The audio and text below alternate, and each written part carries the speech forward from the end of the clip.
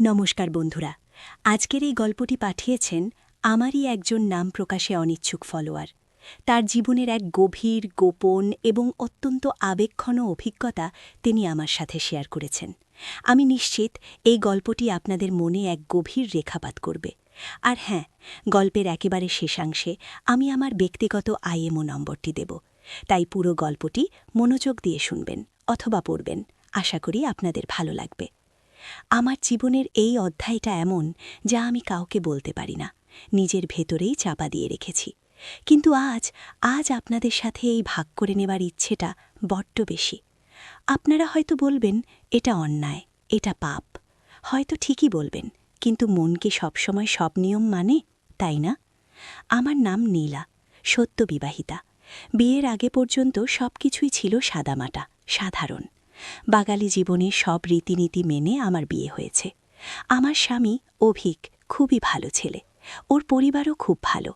আমার শ্বশুরমশাই অর্থাৎ অভিকের বাবা শ্রীমান সমরেন্দ্রবাবু একজন সৌম্য, শান্ত প্রকৃতির মানুষ। বয়স 50-এর কোঠায়, কিন্তু দেখলে মনে হয় আরও কম। ভীষণ রুচিশীল, মার্জিত। প্রথম থেকেই তার প্রতি এক অদ্ভুত টান অনুভব করতাম।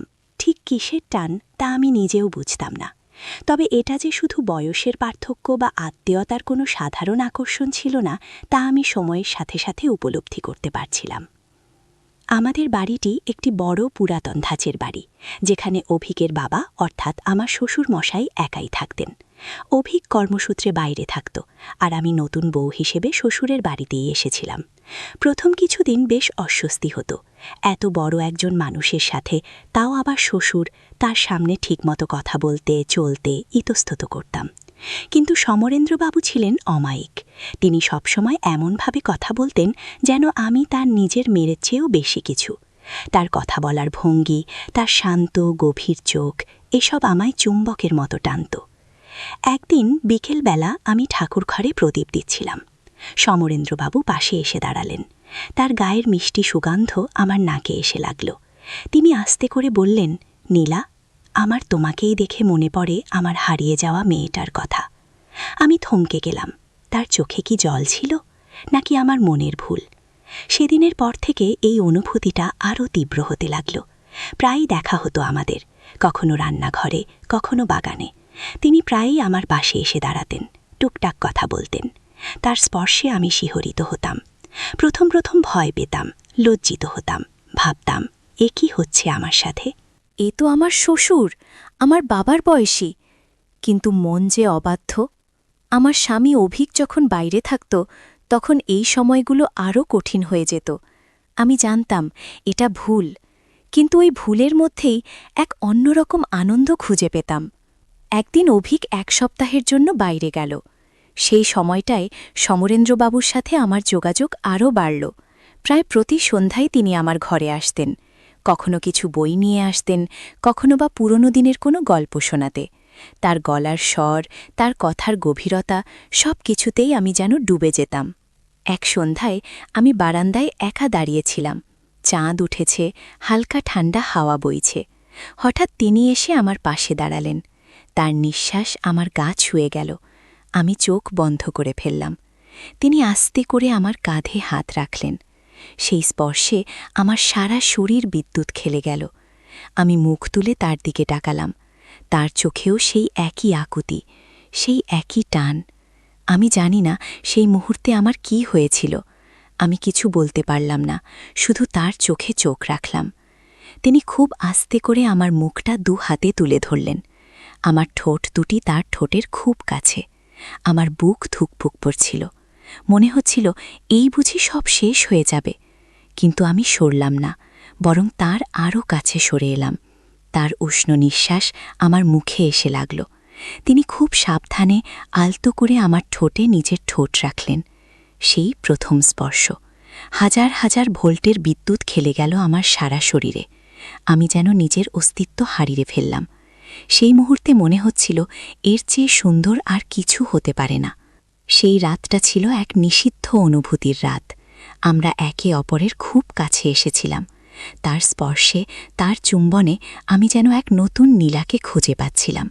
ভয়, লজ্জা, পাপবোধ সব কিছুকে ছাপিয়ে তখন শুধুই তীব্র আকর্ষণ। মনে হচ্ছিল এভাবেই তার বুকের মধ্যে হারিয়ে যাই। তিনি আমায় জড়িয়ে ধরলেন। তার শরীরের উষ্ণতা আমাকে আচ্ছন্ন করে ফেলল। তার হৃৎস্পন্দন আমি আমার হৃদয়ে অনুভব করছিলাম। সেই রাতে আমরা একে অপরের শখটুকু যেন নিংড়ে নিচ্ছিলাম। প্রতিটি মুহূর্ত ছিল তীব্র, রোমাঞ্চকর এবং ভয়ঙ্কর সুন্দর। এরপর থেকে আমাদের এই গোপন সম্পর্কটা চলতেই থাকল। যখনই সুযোগ পেতাম আমরা মিলিত হতাম। প্রতিটি গোপন মুহূর্ত ছিল এক নতুন আবিষ্কার। তার চোখের দিকে তাকিয়ে আমি সব ভুলে যেতাম। তার স্পর্শে আমি সব যন্ত্রণা ভুলে যেতাম। তিনি জানতেন, আমি জানতাম, এটা কোনোদিনই সাধারণ হতে পারে না।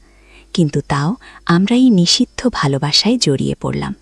কিন্তু এই আনন্দ, এই রোমাঞ্চ, এই তীব্র আকর্ষণ সব কিছুর মধ্যেই লুকিয়েছিল এক গভীর ভয়। যদি কেউ জেনে যায়, যদি অভিক জেনে যায়, তাহলে কি হবে? এই ভয়টা আমাকে কুঁড়ে কুঁড়ে খেত। কিন্তু ভয়ের চেয়েও বেশি টানত তার প্রতি আমার এই দুর্বলতা, এই তীব্র আকর্ষণ। একদিন অভিক বাড়ি ফিরল। বাড়িতে হঠাৎ করেই এক অন্যরকম উত্তেজনা। আমাকে খুব সাবধানে থাকতে হচ্ছিল। সমরেন্দ্রবাবুও যেন একটু বেশিই সতর্ক হয়ে গেলেন। কিন্তু আমাদের ভেতরের টানটা রয়েই গেল। একদিন অভিক রাতে তাড়াতাড়ি ঘুমিয়ে পড়ল। আমি আর সমরেন্দ্রবাবু তখন বারান্দায় বসেছিলাম। চাঁদ তখনও ছিল, তবে মেঘে ঢাকা। হালকা বৃষ্টিও শুরু হয়েছে। তিনি আমার হাত ধরলেন। সেই পরিচিত স্পর্শ, সেই পরিচিত শিহরণ। তিনি আমার দিকে তাকালেন। তার চোখে সেই গভীর আকুতি। আমি কি করব বুঝতে পারছিলাম না, কিন্তু আমার মন বলছিল আরও একবার, শুধু একবার। তিনি আমাকে তার বুকের মধ্যে টেনে নিলেন। আমি আবার সে আদিম আবেগে ভেসে গেলাম। তার ঠোঁট আমার ঠোঁটে, তার স্পর্শ আমার শরীরে। সব কিছু ভুলে গিয়ে আমরা একে অপরের মধ্যে ডুবে গেলাম।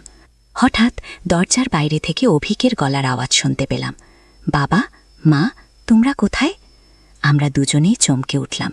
আমার হৃৎপিণ্ড লাফিয়ে উঠল। সমরেন্দ্রবাবু আমাকে ছেড়ে দিলেন। আমি ভয়ে জমে গেলাম। কি হবে এখন? আমাদের গোপন মুহূর্তটা কি ধরা পড়ে গেল?